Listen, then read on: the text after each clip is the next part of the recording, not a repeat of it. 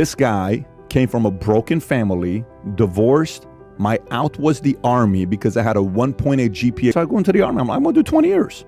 Then I go into 20 years. I get a phone call. A guy challenges me named Goggins, says, I think you can do more when you get out of the Army. I said, dude, I'm not getting out. I'm re-enlisting tomorrow. He calls me at midnight. So I go to sleep, try to go to sleep. I wake up in the morning, go to Lieutenant Colonel Peacocks, and I say, listen, I'm going to get out of the Army because I'm going to go pursue my dreams. But thank you for everything you got me. Everything he got that I wanted on my orders, he got me. I get out. I struggle. First business, fails. Second business, fails. I tried a personal profit portal, internet, sale, fails. All these things I do fails. I'm working at Bally's. I quit my job to try to do a business. I'm in debt $49,000.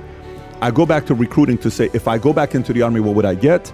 Negotiations come in because there's a part of it that can pay off your debt if you sign in for 6-8 years. I'm like, that's great. I'll go back into the Army. Then I get this one message saying, hang in there, see what happens. A little bit longer, hang in there. Little bit longer, hang in there. Little bit longer, I hang in there. I applied to get a job at Morgan Stanley Deanwood. I applied 100 different places. I was hustling to get a resume in. I eventually got the job. They offered me 3 jobs. I went in without a 4-year degree, 2-year degree. I hadn't taken a test for 3 years because 4 years I've gone out. I don't know what it is to take a test for 4 years, right? My brain's not been working with tests. My brain's been working with push-ups, pull-ups, all that stuff. I go take the Series 7 exam. I'm studying day and night. I don't know if I'm going to pass this. I'm taking a test. I press that button. You don't know what's going to happen. Morgan fires you if you don't pass the test. And when I'm pressing it, I said, if I fail, I'm re-enlisting to the Army today. I swear to God.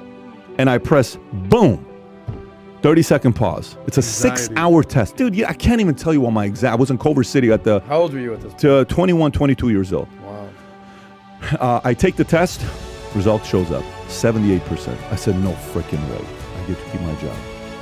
So I go back and I show it to Morgan. I said, you got 70? I said, I got 78%. Damn, none of us thought you were going to get... I said, dude, I didn't think I would get 78%. Got 78 freaking percent. 1.8 GPA. So then I stay... I work my ass off. My dad has a heart attack. Rather than partying 5 days a week, I put my head into the books and I start reading. The girl the other night, we're having dinner and everybody's talking about their schools. So I went to this school. I went to that school. And I'm just enjoying all the conversations because like, oh, I got my MBA, I got my master's, I got my PhD. I'm like, freaking, this is all. I'm the last one. This is sick. So what school did you go to? I didn't go to college. No, come on, Pat. What's university? I'm telling you, I never went to college. I had a 1.8 GPA in high school. Community colleges wouldn't accept me. No way. You're too smart to not. Come on, what college? I said, I'm telling you, I read 2,000 business books and I studied topics. So if I chose a topic, I bought 20 books on that topic and I read just that topic, that subject for 2 months. Then I went to the next topic and the next. That's what I did.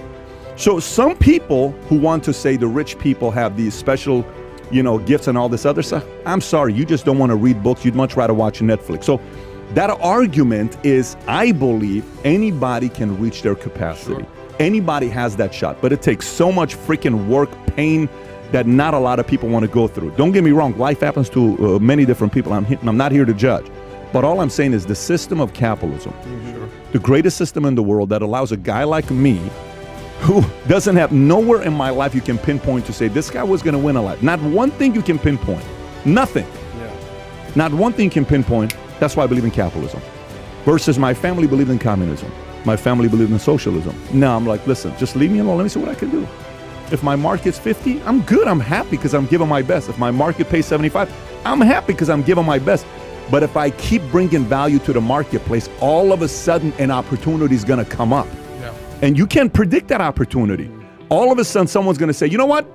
We're going to do this project. I want you to be a part of it. Here's how it's going to work out. Freaking boom, your name pops up. What the hell just happened here? Because behind closed doors, rather than throwing the towel, you're giving your best. Capitalism works. It's those who don't work that hate capitalism, unfortunately. Those who don't work and don't improve. Some say, I work my ass off, but they don't read books. It's those two criteria. You got to work, you got to improve, you got to have a decent attitude. Just the first two. The first two will land you a good job. Listen, nothing about what I said has to do with my last name. Nothing with what I said has to do with the school I went to. Nothing with what I said has to do with certain, God-given. Nothing with what I said has to do with that. Formula is very transferable to others. I don't jump 46 inches. My name is not LeBron James and I jump 46 inches. I'm not that guy, okay? I'm not a statistician that I can just go through some of the stats, that stuff and I'm Ray Dalio. No, I'm not that guy. It's called work your ass off, okay? Yeah. And improve. Work your ass off. I challenge anybody to do the following. Take 4 subjects: sales, negotiation, human nature, and money.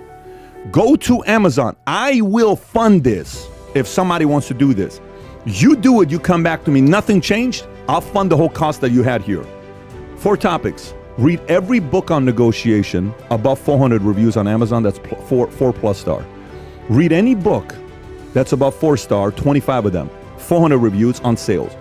Read any book on human nature, psychology, persuasion, negotiation, any of that stuff. 4 star, like how to win friends, all that stuff. Then read any book on money with 400+ reviews. Read Principles, like things like that by Dalio, by Buffett. And for 2 years, obsess over doing that. For 2 years, obsess over doing that. 2 years later, work your ass off and improve in a marketplace. Figure out a way to improve your attitude. Sometimes half the battle is people have some shitty, negative, unattractive attitudes. They're a crap magnet. Everything is shitty. Everything is complaining. Everything is somebody else's fault. Nobody is turned on by somebody that constantly blames somebody else. Nobody.